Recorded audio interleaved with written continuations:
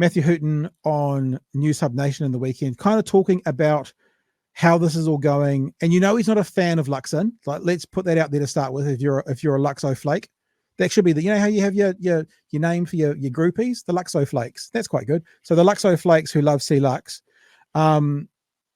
Yeah, look, he's it's pretty well known that Hooton pretty much despises Christopher Luxon. He does some, to be fair, in this conversation, but it is a bit of a conversation around who Luxon is and how Hooton sees him performing in this coalition. Let's have a listen.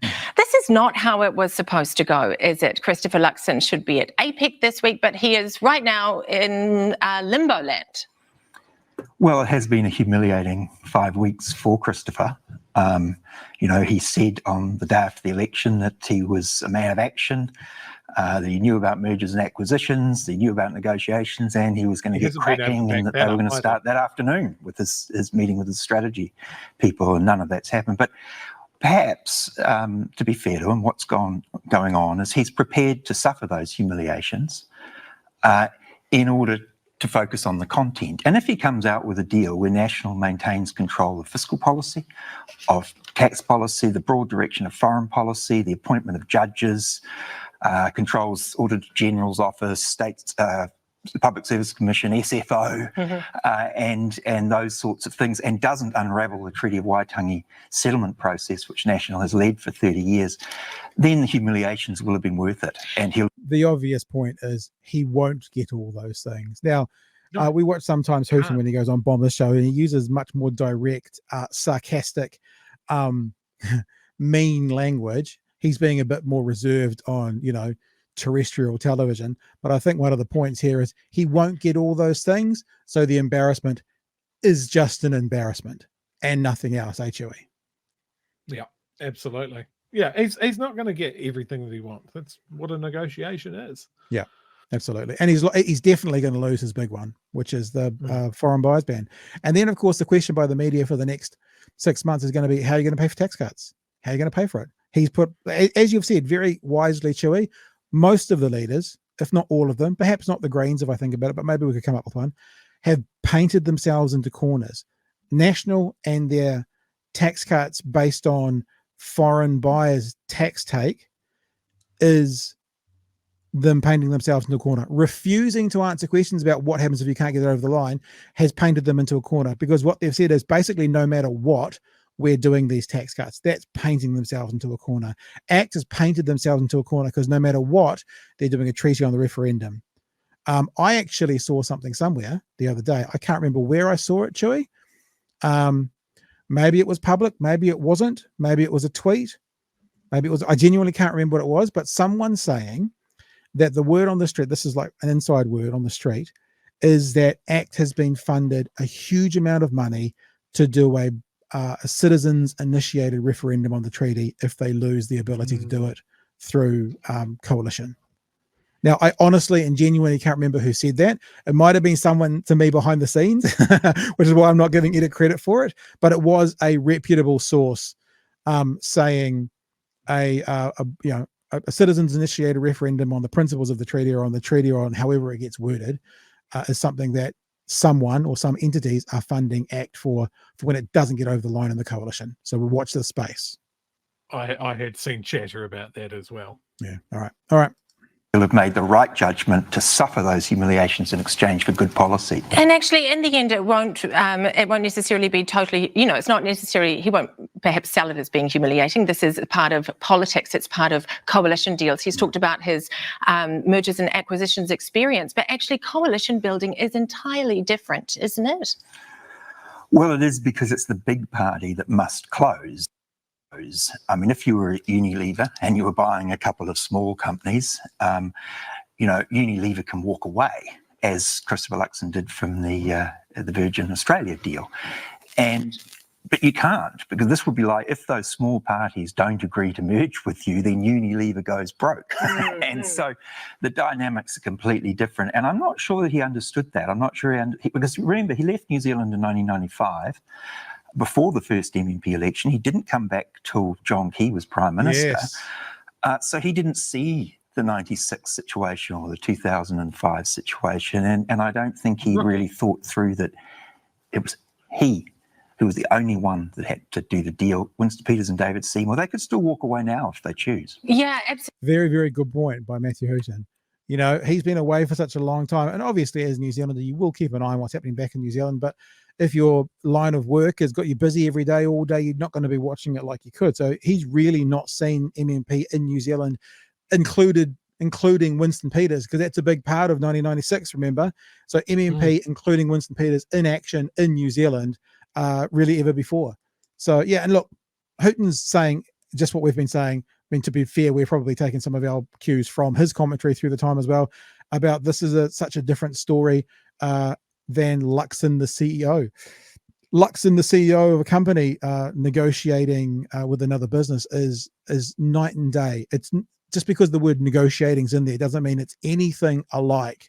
You know, like a fruit salad is nothing like a Caesar salad. Just because they've both got the word salad in them doesn't mean they're anything alike. Negotiating with a business and negotiating for a political party, they've got the word negotiation in them, but they are nothing alike. And I think that's what Luxon's figuring out right now, Chewy. Yeah, no, absolutely, I agree. Yeah, he's been gone too long. He doesn't have the experience for it, and we're seeing this play out live. Yeah, thanks, national voters. Absolutely. And, it does sound like it has been a really tough process going on behind those four walls. And it's a tough spot that Christopher Luxon finds himself in, particularly with that foreign buyers tax, isn't it? Because National never factored in working with Winston Peters, probably on its way through its policy development. And yet here he is at the table. There was no sort of risk analysis for that, no plan B. Because they left the door open. Yeah, that's it. They didn't plan for having to work with Winston Peters. Done this to themselves. And then they got Winston Peters the bump to get him in by ruling him in. So they didn't think about getting him in there, and then they helped him get in there. Remember, it was like, I'm not going to rule him in or out, followed by I'm going to rule him in, followed by weeks of going, please don't vote for him. That was Luxon's experience. I refuse to rule him out. I am going to rule him in. Now please don't vote for him because it'll be trouble. Hello, an experience. Actually, think again, to be fair to Christopher, is it just me, or anytime Hooton says the word Christopher, it does sound like a teacher scolding a young child? Just a little bit, eh? Just a little bit. I think it's in his advantage the way this has turned out, because that was a ridiculous policy. It was written by the property development industry, Sky City Casino. I mean, it didn't. Every economist criticised it. Again. It wasn't fully funded. National says that its team came up with the plan, but no, but this is very true. I think what Hooton's going to go on to say is this could actually be quite a good exit from a policy that was never going to work. Luxon can get up and go, we want to do this. We think it's right. We've done the numbers. You can't say it wasn't going to work because unfortunately we're not going to be able to do it. We had to give it away. And it might actually be his way out of a policy that was never, ever, ever, ever, ever, ever times a million going to work. So he might have found his out to save face on some level, even though he's losing face by losing it to these two, saving face by never having to put it to the test and failing with it. So might be some total gain for the National Party not being able to do it. But it was widely criticised by... It was going to be highly inflationary. It was going to introduce $20-something billion of extra demand into our economy, which is why ACT opposed it. Obviously, New Zealand First can't allow that foreign buyer ban to be lifted.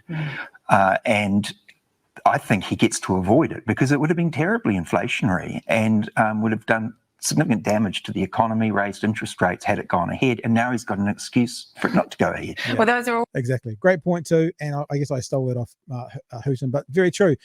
He's looking for an out. He's now got an out. He doesn't have to do it, so he can now bluster and we knew this would have worked and it was costed and it's all good, but we couldn't test it because everyone has to give up something, and it means they've actually got out of jail scot-free by not having to do something that would have failed. Chewy. No, I agree. I do. Hooton annoys me a lot of the time, but I do like it when he turns on his team because he personally doesn't like someone. He has a fair amount of blame for, I think, the things that we've mocked National for over the last couple of years. Wasn't he behind Todd Muller's run? I believe so. Yeah. So yeah, I mean, as much as I don't trust the guy, when he's right, I think he's right. I think he has really put his finger on something that the National Party has not found a solution for, that has been years and years in the making. Mhm. That, like, any time when you describe some of the people that are involved in the negotiations as the National Brain Trust, Yeah, that and it involves includes Simeon Brown, mother. what the fuck is going on there? I assume he just comes in to bring in the biscuits, but if he's being asked for policy, that's a tremendous worry. If you don't know too much about Simeon Brown, but you've seen the movie The Castle, the character, I think his name was I think the character's name was Daryl. Dug another hole, Dad. Good on you, boy. That's Simeon Brown, and the hole that he's dug will be a pothole. Dug another pothole, Dad. Good on you, son. Well done. Hey, thanks for the super chat, Chris. If Luxon said he was picking up the bill or even half the bill for these fancy hotel meetings, people would think more positively about him. And yeah, look, I want to say this again. I will not. I refuse to stop beating this horse. Right, this dead horse. Is that I actually don't have a problem with political parties needing to spend what most citizens would consider a significant amount of money to nut this out. What I do care about is holding these two parties accountable to at least the same level they decided they had to hold Labour to. And that's simply a waste is a waste is a waste. I'll say it again. Axe David Seymour. New Zealanders are tightening their belts. So should we. Let's just spend $50,000 when we've got offices in Auckland, homes in Auckland, and cheaper locations we could have used in Auckland. So they're not living to the standard that they set for the Labour government. That's my criticism. It's hypocrisy. We should all hate hypocrisy wherever it shows up, especially in politics.